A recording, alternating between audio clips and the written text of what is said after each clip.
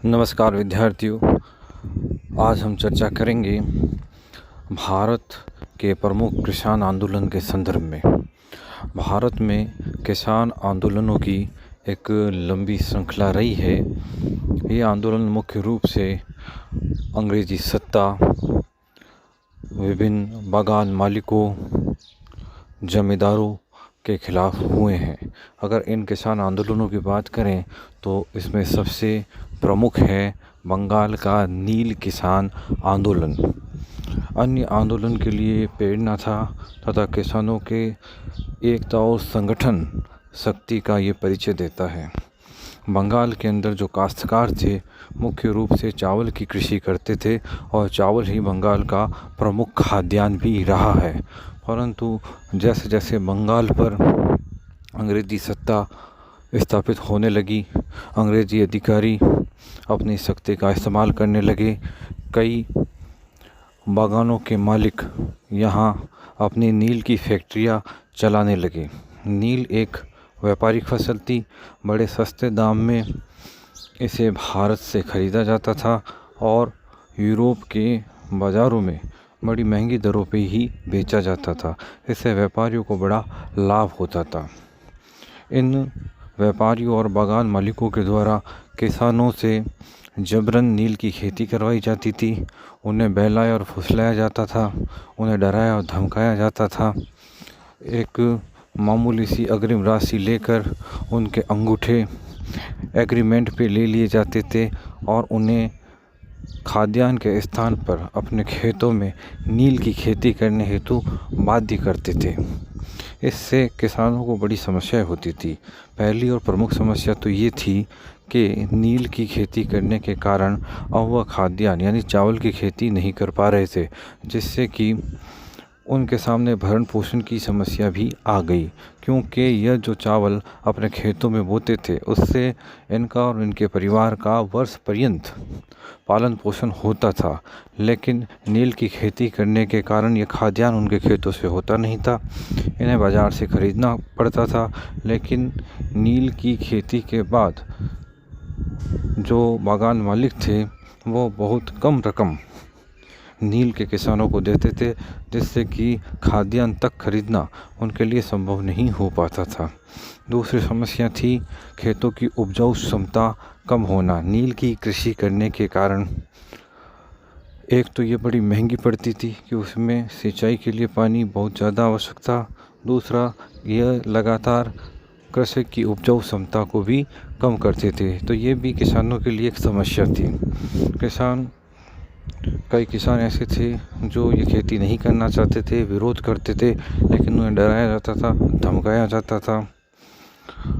इन बागान मालिकों के लठेत इन पे प्रहार करते थे, अगवा कर देते थे। कई किसानों की हत्या की गई तथा पुलिस भी इनसे प्रभावित थी और इन्हीं का साथ देती थी। तो इस दमन चक्र के कारण किसानों की स्थिति बड़ी ही खराब हो गई और सबसे पहले संगठित होकर खेती न करने की कसम खाई नदिया जिले के गोविंदपुरा के किसानों ने। गोविंदपुरा में सबसे पहले नील की कृषि न करने हेतु एक आंदोलन प्रारंभ हुआ। इसे कहते हैं नील आंदोलन। यह बात है सितंबर 1859 ईस्वी की, नदिया जिले के गोविंदपुरा गांव में। इसका जो नेतृत्व किया था वो दो विश्वास बंधु, दो भाई थे, दिगंबर विश्वास और विष्णु विश्वास स्थानीय लीडर थे। इन्होंने अगुवाई की। धीरे धीरे पूरे बंगाल के अंदर पबना में, दिजनापुर में और अन्य क्षेत्रों के अंदर यह बात आग की तरह फैल गई। किसान संगठित होने लगे और जब किसान एकजुट होकर खड़े हो गए तो उसे अन्य लोगों का भी सहयोग मिला। कई बुद्धिजीवी भी साथ आए, कई लेखक और पत्रकार किसानों की बात को अखिल भारतीय स्तर पर उठाने लगे। स्थानीय जमींदार भी मिल मालिकों के खिलाफ किसानों के साथ संगठित होते दिखाई दिए। अगर हम विद्वानों और बुद्धिजीवियों की बात करें तो इसमें सबसे पहला जो नाम आता है वो हरिश्चंद्र मुखर्जी का आता है। इन्होंने हिंदू पोट्रियाट में सबसे पहले बंगाल के नील आंदोलन के बारे में लिखा, यहाँ के नील किसानों की स्थिति का जायजा लिया और पूरे भारत में इसे एक चर्चा का विषय बना दिया। उनसे ही प्रभावित होकर दीनानाथ मित्र ने एक नाटक लिखा नील दर्पण, जो नील किसानों के जीवन को बहुत ही सुंदर ढंग से प्रस्तुत करता था। इसका मंचन अलग अलग क्षेत्रों में होने लगा। बंगाल में जहाँ भी इस नाटक का मंचन होता, लोगों को ये महसूस होता कि वास्तव में ये जो कथा है, ये जो नाटक है, उनके जीवन से ही संबंधित है। और कहीं कहीं तो जो पात्र इसमें अंग्रेज अधिकारी बना था, उस पर किसान पत्थर फेंकते भी दिखाई दिए।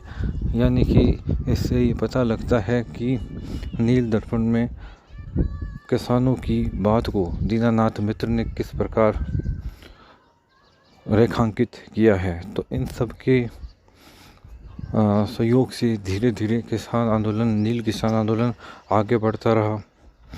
एक आवाज़ उच्च स्तर पर भी उठी और इसके फलस्वरूप अदालत द्वारा निर्णय लिया गया कि किसी भी किसान को जबरन नील की खेती नहीं करवाई जा सकती। तो धीरे धीरे बंगाल के अंदर यह जो नील के कारखाने थे बंद होने लगे और इस प्रकार एक संगठित प्रयास से किसानों की विजय हुई।